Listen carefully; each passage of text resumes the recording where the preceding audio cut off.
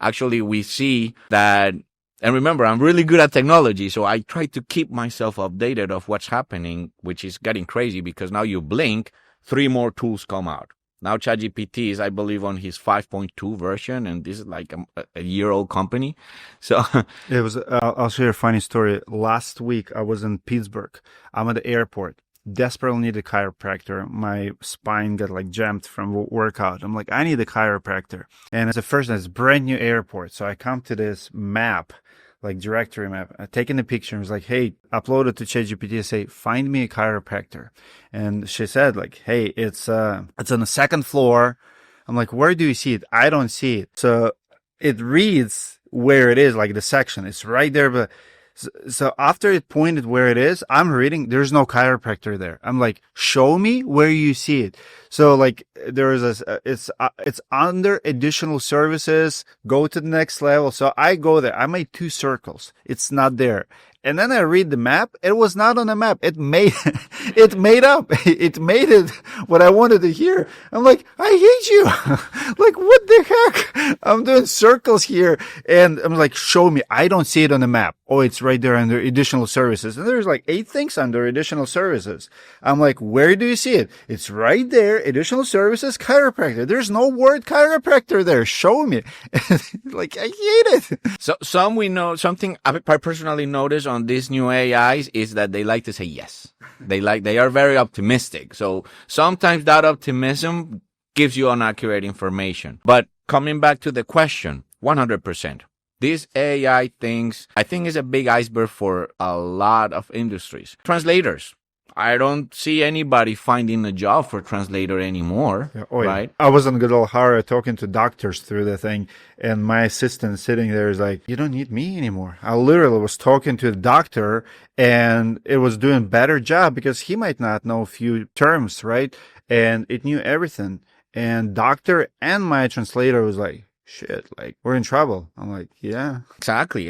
Actually, if you think about it, it's not normal. I mean, it's not something new. Let me correct there.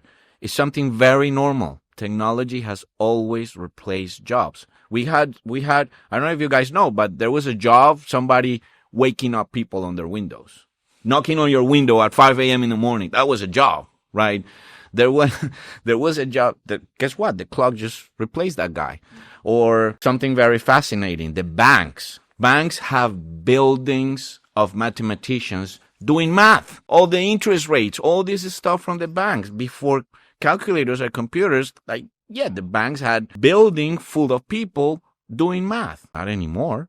The banks don't even have cash in them anymore. We're just transferring freaking checks. That's a whole other podcast, but believe me, the finance. And don't get me started on crypto. Like, let's not even open that door yet.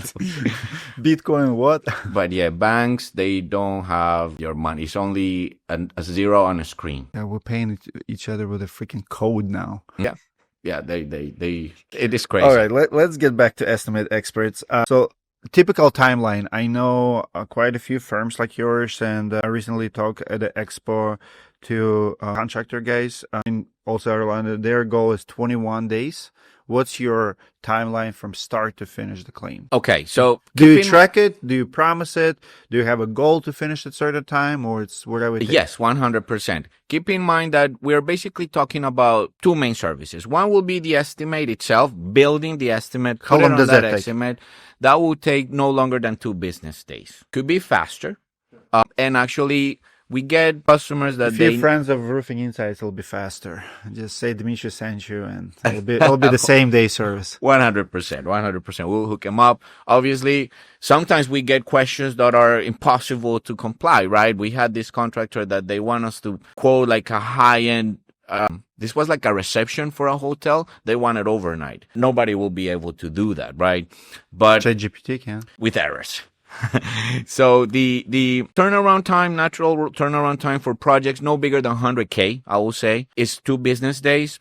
We do have an optional rush fee, nothing crazy, $55 that will cut through the line. Basically, sometimes even same day delivered. That will be the estimate itself. Once that estimate is ready, is the second service, which the roofing industry knows it as supplement. I do believe there is a little wording there that is not appropriately used. How Why? would you call it? We call it claim management. We will manage your claim. Ooh, be careful. Badger might be watching. You don't want to manage claims. Well, because you're getting into PE, public adjusters roles. Because public adjusters work on claims. They can talk policy. They can talk like claim management. I hear what you're saying. But, even contractors are limited what we can do on the claim. 100%. Like we can only talk about scope of work, but it's such a dangerous area because that's why we have public adjusters. That's why we have lawyers, because we're limited, right? Like we can't do everything on the claim. We cannot argue the claim. We cannot ask for something not knowing if insurance owes for it.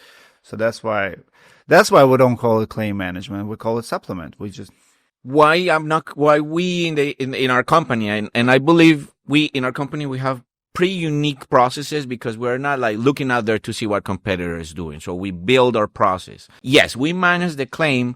I think the key here is that we don't represent the homeowner. We are part of the contracting firm. So we are helping the contractor navigating that claim. Instead of he being on hold, we are going to be on hold, right? Would you say you're also competing with the public adjusters? Because public adjusters are doing that. Public adjusters are taking the claim and trying to increase the value of the claim, what's missed, what insurance actually owes.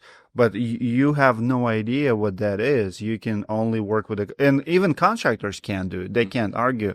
They can say, well, let's do code upgrade. And insurance will say, no, we don't owe for that. And that's it. Like you can ask, but you'll have to accept insurance answer at its value. You can't argue with it per se. You know what I will say? It's not arguing. It's more like explaining.